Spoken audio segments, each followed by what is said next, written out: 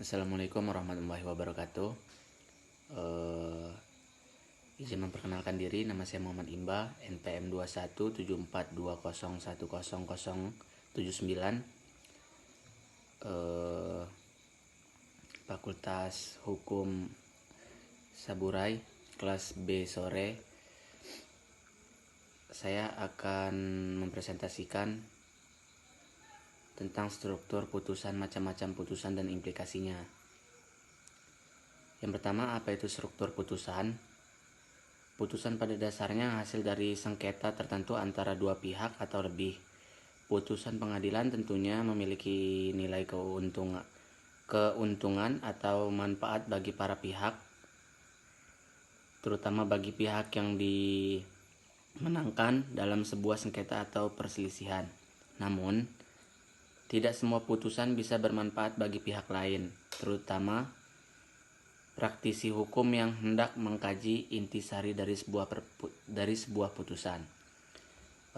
Suatu putusan hakim memiliki beberapa bagian, diantaranya bagian pertimbangan hukum atau dikenal dengan konsideran, dan bagian amar putusan. Hal yang perlu diperhatikan adalah bagian pertimbangan hukum yang menjadi dasar pertimbangan hakim dalam memutuskan perkara. Juga amar putusan yang berisi putusan hakim. Selanjutnya, hal-hal yang harus dimuat dalam putusan pengadilan. Putusan yang harus dimuat di dalam pengadilan yaitu putusan yang harus memuat alasan dasar putusan, juga memuat pasal tertentu dari peraturan perundang-undang yang bersangkutan atau sumber hukum tak tertulis yang dijadikan dasar untuk mengadili. Selanjutnya, untuk apa dibuat adanya keputusan pengadilan? Putusan hakim diperlukan guna memeriksa penyelesaian memutus perkara yang diajukan ke pengadilan. Putusan tersebut jangan sampai memperkeruh masalah atau bahkan menimbulkan kontroversi bagi masyarakat ataupun praktisi hukum lainnya. Berikut macam-macam putusan dan implikasinya. Ada dua golongan putusan, yaitu putusan sela dan putusan akhir. Putusan sela dikenal juga dengan putusan profesional.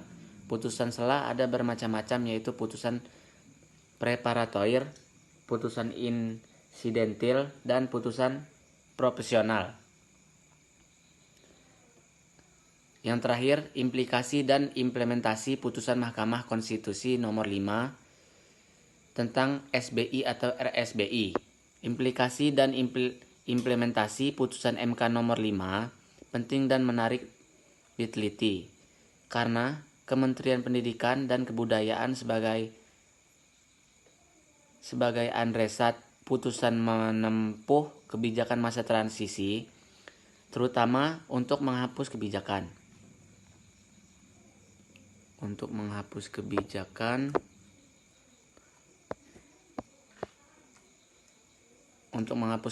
SBI, RSBI, masa transisi tidak dikenal dengan